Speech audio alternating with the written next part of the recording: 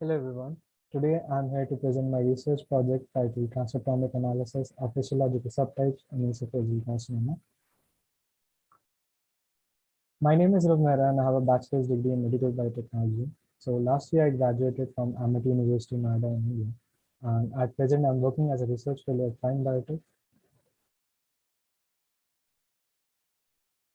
So talking about my past experiences, I've worked as an intern in a precision medicine company.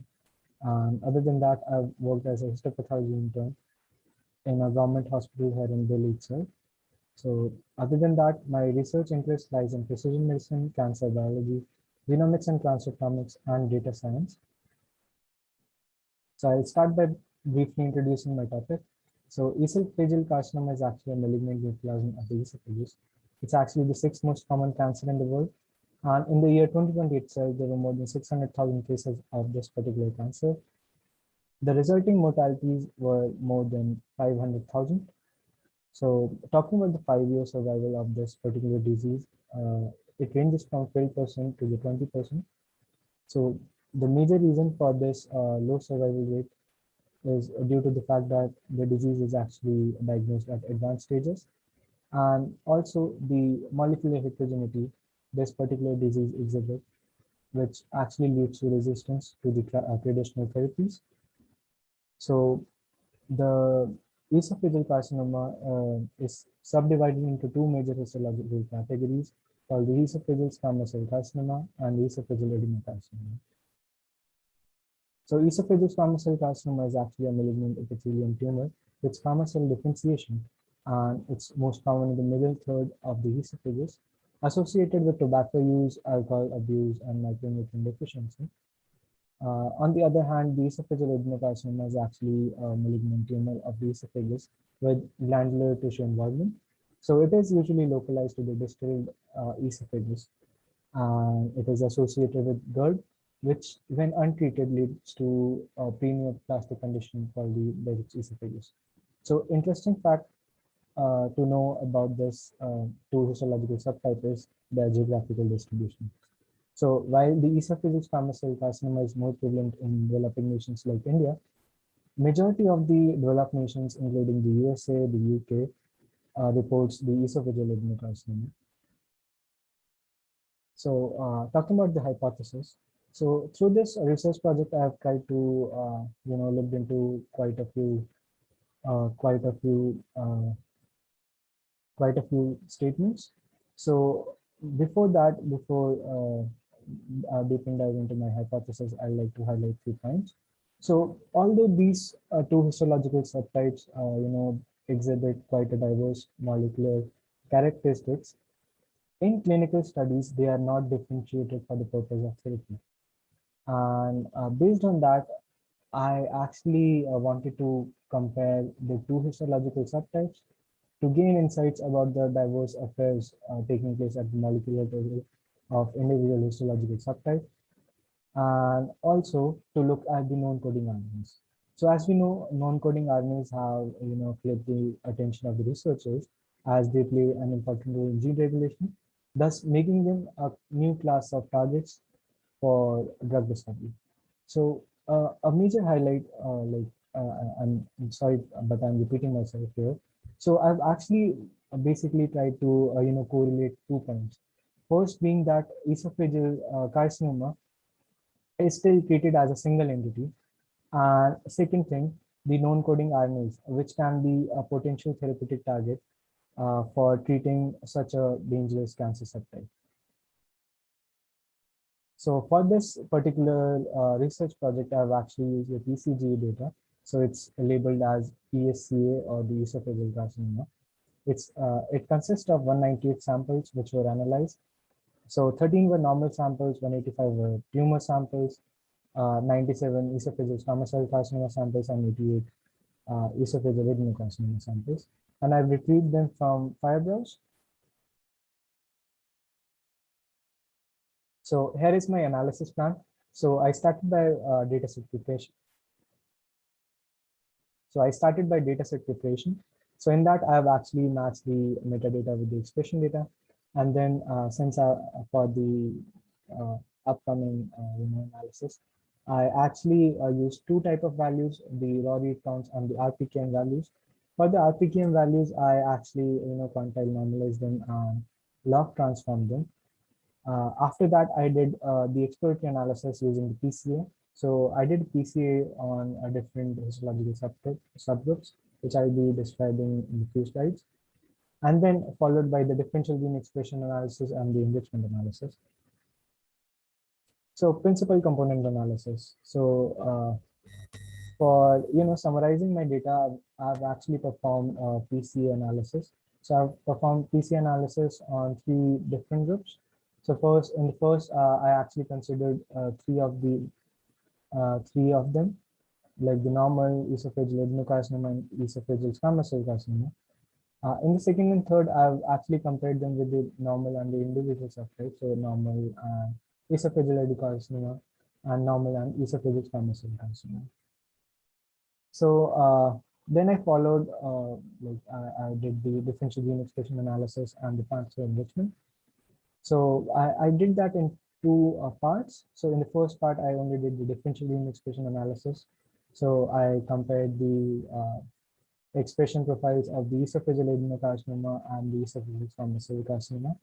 And in the second part, I actually streamlined the differential gene expression analysis with the pathway enrichment.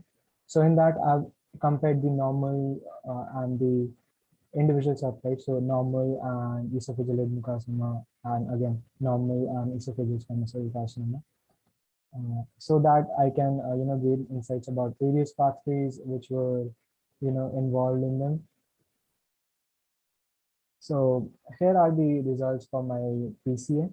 So this is when I considered three of them all together.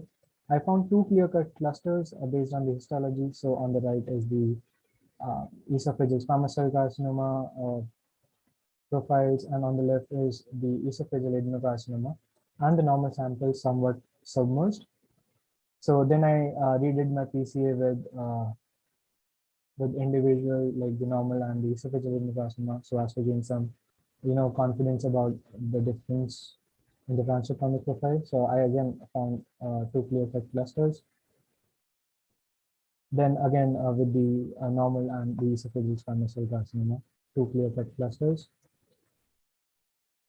So here are the results from my DG analysis. So initially I did the DG between the esophageal adenocarcinoma and the esophageal squamous cell carcinoma, and I found that more than 3,600 genes were differentially expressed. 2015 were upregulated, and 1600, more than 1600 were downregulated. Here is a volcano plot describing the DG result. So each dot represents a gene, and this is basically a setup level, and we are only interested in the red dots here.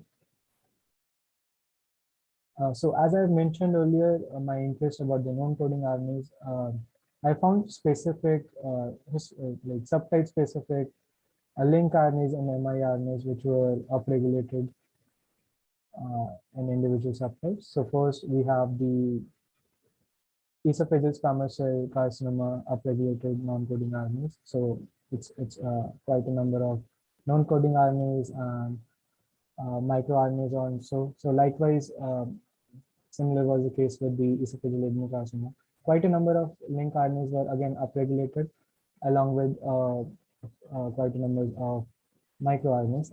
I'll discuss them in the later slide as well. So moving to the second part, where I streamlined the DG analysis with the pathway enrichment. So here I compared the normal and the adenocarcinoma. So here I found more than 3,200 genes differentially expressed. And looking at the pathway, so I found something interesting, I would say. So I found that pathways related to chemokines, signaling pathways related to lipid metabolism, cell cycle, all those were upregulated. And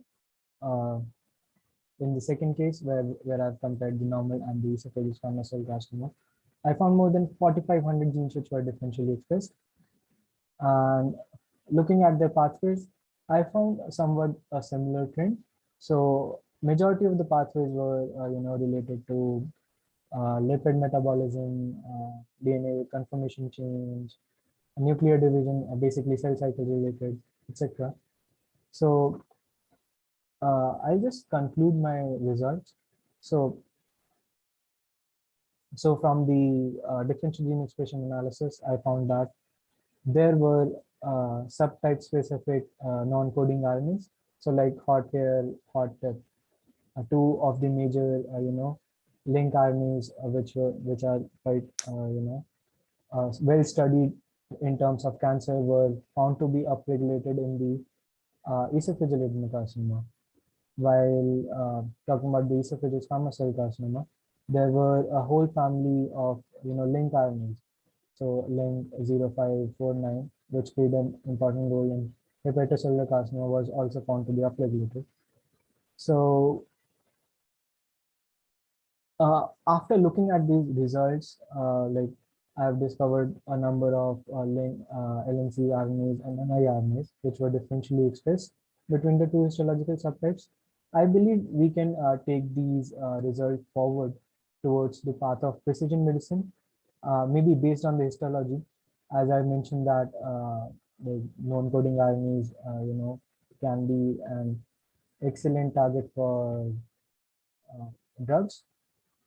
And also, it is important to notice that the pathway enrichment also, reveals some of the similarities between them.